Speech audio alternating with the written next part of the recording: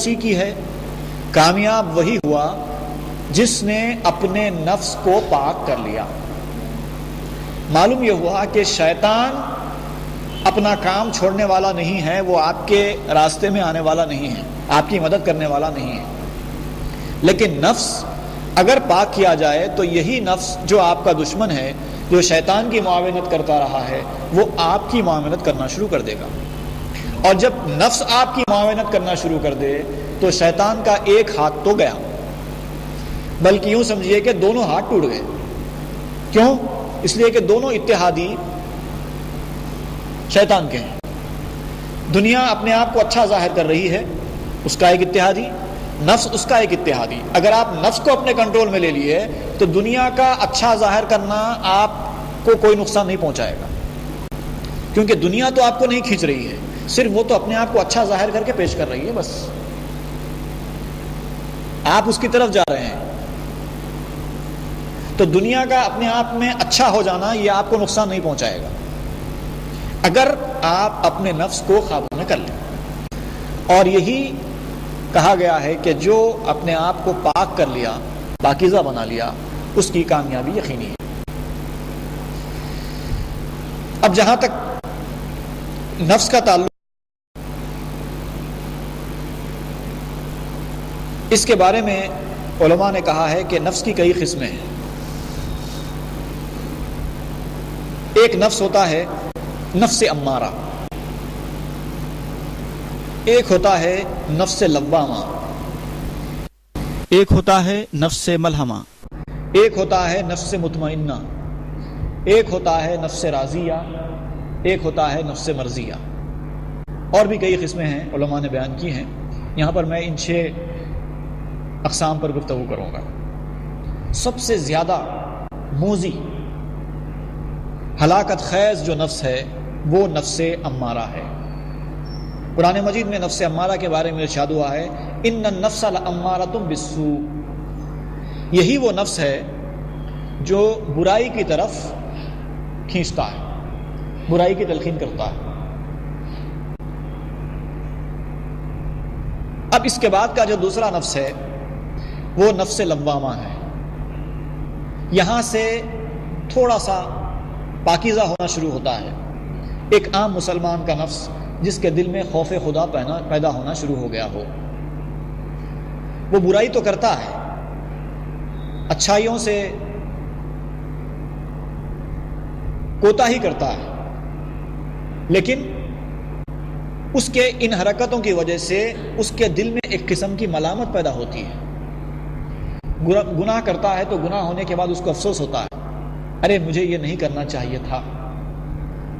کوئی اچھائی سے وہ اپنے آپ کو روک لیتا ہے تو بعد میں اس کو افسوس ہوتا ہے، ارے یہ مجھے کرنا چاہیے تھا۔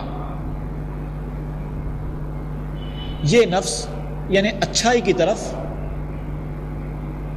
مڑ رہا ہے، اچھائی کا راستہ اختیار کر رہا ہے، لیکن ابھی اچھائی کے راستے پر گیا نہیں ہے۔ لیکن یہ نفس بھی اللہ تعالیٰ کو پسند ہے، جیسے کہ قرآن مجید میں اس نفس کی بھی قسم کھائی گئی ہے، لا اقسم بالنفس اللوامہ،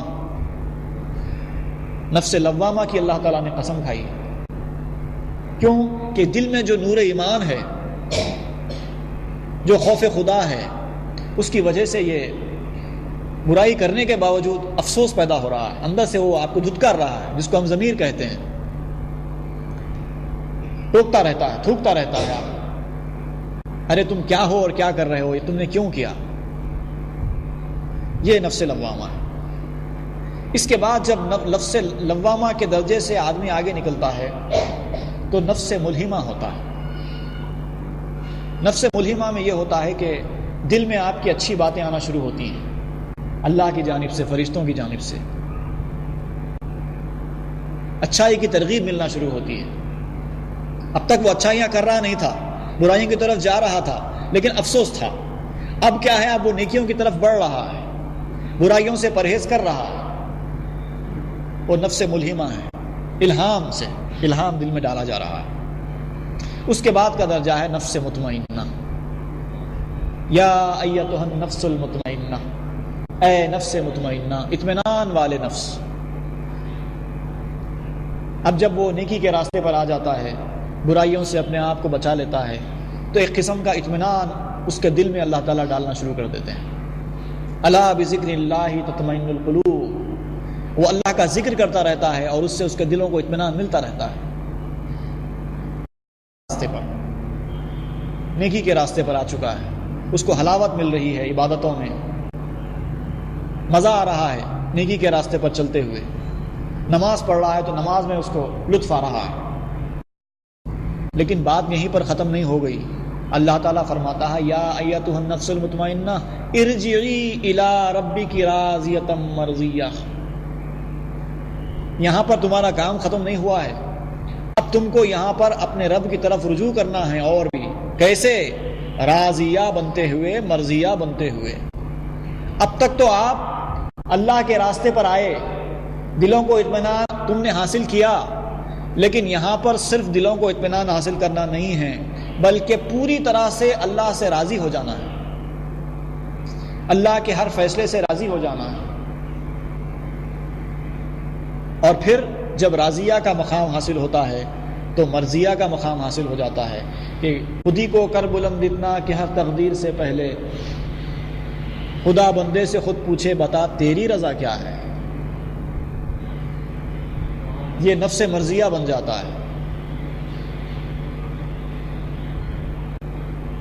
تو یہ جو نفس کی قسمیں ہیں، ہم اسٹیپ بائی اسٹیپ ایک ایک نفس کے بارے میں بہت ہی اختصار کے ساتھ جاننے کی کوشش کرتے ہیں، کیونکہ جب تک حقیقت معلوم نہیں ہوگی تب تک اس سے بچنے کا طریقہ بھی معلوم نہیں ہوگا۔